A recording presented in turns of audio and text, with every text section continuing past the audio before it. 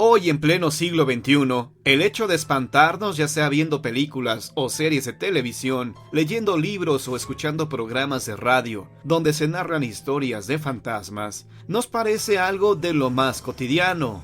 Pero, ¿te has preguntado cómo se espantaban en los años 30?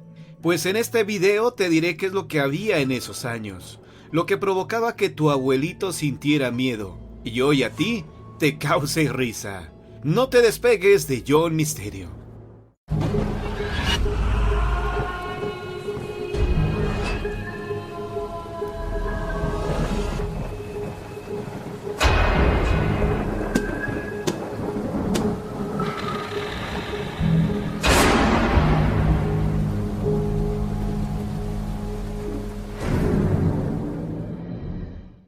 Antes de mencionar qué había en los años 30 en cuestión de películas, así como libros de misterio y fantasmas, te invito a que reflexionemos en lo siguiente. ¿Por qué razón nos gusta espantarnos? ¿Por qué algunas personas sienten placer al sentir miedo? De acuerdo a la ciencia, estas personas tienen un comportamiento contrafóbico, es decir, que les gusta tomar riesgos para experimentar emoción. El sujeto que padece de esto tiene la necesidad de experimentar aquello que le aterra, ya que detrás del horror se esconde la emoción. Y esto es verdad, ya que cuando nosotros sentimos miedo a algo y logramos superarlo, sentimos una gran satisfacción de haberlo vencido. De lo contrario, podríamos generar un trauma y arruinar nuestras vidas. En los años 30 no había mucha tela de dónde cortar, es decir, a pesar de que existían obras maestras en la literatura como Drácula, de Bram Stoker, publicada en 1897, así como libros de Edgar Allan Poe, Howard Phillips Lovecraft, entre otros, no existía una industria tan desarrollada como la que tenemos hoy en día, aunque para esos años, créanme que contar con estas obras maestras era suficiente para experimentar el miedo. Con relación al cine, algunos expertos cinéfilos comentan que el cine de horror inició desde la primera proyección que hicieron los hermanos Lumière en 1896, con la película La llegada del tren. Pues los espectadores, al ver que se aproximaba el tren, creyeron que el tren se iba a salir de la pantalla y que los iba a arrollar. Así que comenzaron a gritar presas del pánico. Oficialmente, la primera película de horror fue La Mansión del Diablo, filmada en París, Francia, estrenada el 24 de diciembre de 1896. Al año siguiente se estrenó en el mismo país El Esqueleto. Nuevamente en Francia, pero en el año 1905, se realizó la película El Diablo Negro. Cabe señalar que estas películas eran mudas, es decir, que no tenían audio y aparecían los diálogos escritos en la pantalla. En Estados Unidos, país donde el género del horror tuvo su mejor acogida y desarrollo, la primera película de este género se realizó en 1910 y fue una adaptación de la obra de Mary Shelley, Frankenstein. Una década después, es decir, en 1922, se filmó una película muda que causó gran interés entre el público, Nosferatu. Una película polémica por muchas razones. En primer lugar, porque su filmación provocó demandas por parte de la viuda de Bram Stoker por no obtener los derechos del personaje de su finado marido, y la otra polémica fue precisamente por quién fue el protagonista de Nosferatu, el actor alemán Max Schreck, al cual creyeron que efectivamente se trataba de un vampiro. En los años 30, Hollywood, la principal productora de películas en el mundo, le apostó precisamente a los monstruos legendarios de la literatura universal: Drácula, Frankenstein, el hombre lobo, el hombre invisible, entre otros. En esa década se incorporó un elemento muy importante para el cine: el sonido. Las películas se disfrutaban de una forma mayor, y los monstruos, por burdos e inofensivos que se veían en esa época, causaban miedo entre los espectadores. En México, los monstruos no eran otros que aquellos personajes que aparecían en las leyendas de nuestro país, como La Llorona, de la cual se filmó una película en 1933. Un año más tarde se filmó El Fantasma del Convento. Estas películas mostraban algunos efectos especiales que de especiales no tenían nada, pero eran lo más avanzado para la época. El cine nacional siguió filmando películas de un género poco explotado en nuestro país, aventurándose en presentar personajes que no tenían nada que ver con México, como por ejemplo Nostradamus. Las películas de horror filmadas en México en los años 30 hicieron que la gente comenzara a narrar las historias que había escuchado en sus pueblos, o bien que habían vivido en carne propia. Esto lo hacían solo en sus casas, pues no existían programas de misterio en la naciente Radio Nacional. Esporádicamente se hablaban de las leyendas que tenemos en nuestro país, pero no existía un programa de radio o televisión que hablara de fantasmas en los años 30. De igual forma, no había libros como los hay ahora. Esto, a grandes rasgos, es el panorama que existía en los años 30 con relación al horror a nivel mundial. En las siguientes décadas, nuestros abuelos tuvieron mayores opciones para espantarse, pero esto te lo presentaré en otro video. En el video anterior vimos a grandes rasgos el origen de las películas de horror en el mundo y en México. Hoy continuaremos con la década de los años 40, 50 y 60.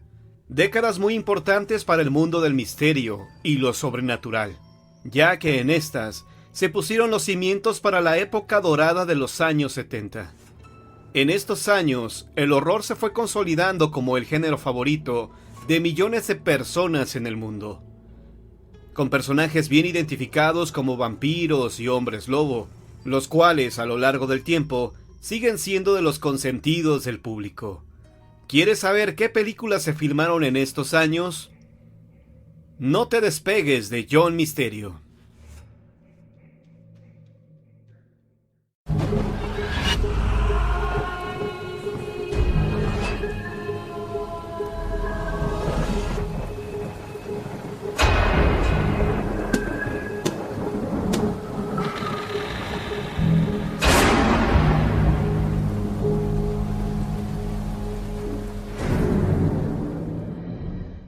En los años 40 hubo poca actividad en el cine nacional con relación al horror.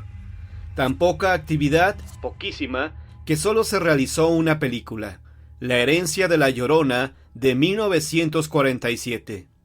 Increíble que en una década solo se filmara una cinta de horror, pero esto en cierto punto es comprensible, ya que en esos años dominaba el cine pueblerino, el cine campirano.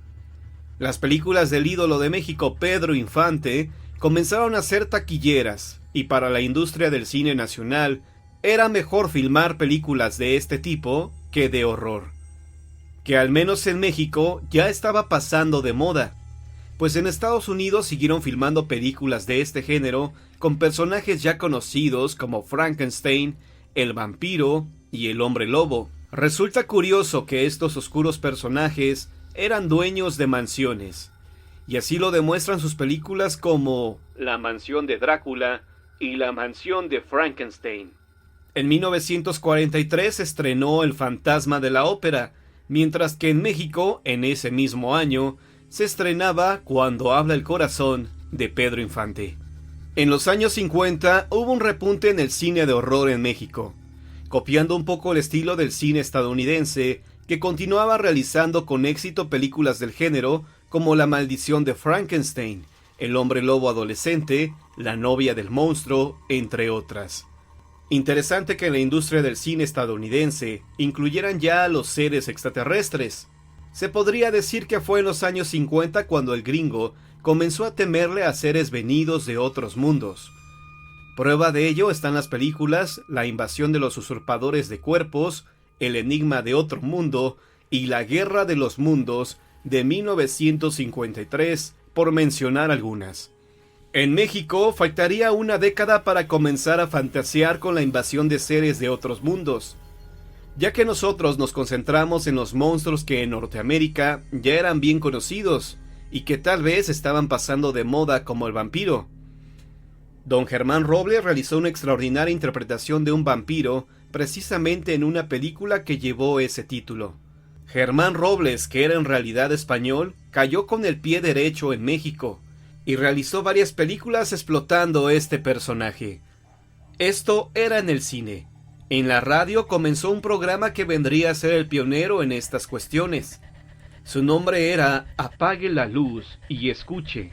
Esta emisión radial tenía como fin reunir a las familias en torno a la radio y escuchar historias de fantasmas y leyendas de México. Como hemos visto, los años 50 no pintaron nada mal. La siguiente década tuvo su esplendor en cuestión de películas filmadas en nuestro país con relación al tema de los fantasmas y demás monstruos. Incluso aquellas que eran cómicas tenían lo suyo, y para cualquier niño era un verdadero agasajo.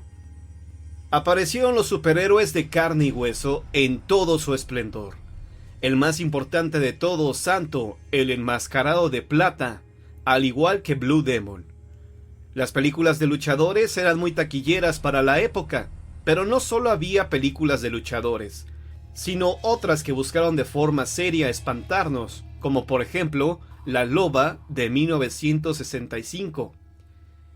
Película que incluso a nuestros padres llegó a espantar por los nacientes y mal logrados efectos especiales. Los vampiros estuvieron de moda en los años 60 y se filmaron algunas cintas como La invasión de los vampiros y El mundo de los vampiros. Pero sin duda, las películas protagonizadas por luchadores enmascarados fueron las más importantes, las más taquilleras, ya que era un deleite ver en la pantalla grande al Santo, Blue Demon, Mil Máscaras y otros gladiadores enfrentando a seres de ultratumba. La década de los años 60 cerraría con dos extraordinarias cintas, ambas del maestro Carlos Enrique Taboada, de 1968 Hasta el viento tiene miedo y de 1969 El libro de piedra. Las dos películas se convirtieron en cintas de culto, joyas del cine nacional que en verdad infunden temor. Esto, a grandes rasgos, fue lo que se vivió en los años 40, 50 y 60. La década siguiente fue una de las mejores que hasta hoy sigue en la memoria del público. ¿Quieres saber por qué? No te pierdas el siguiente video de ¿Sabes cómo se espantaba el ruco de tu papá? No te lo pierdas.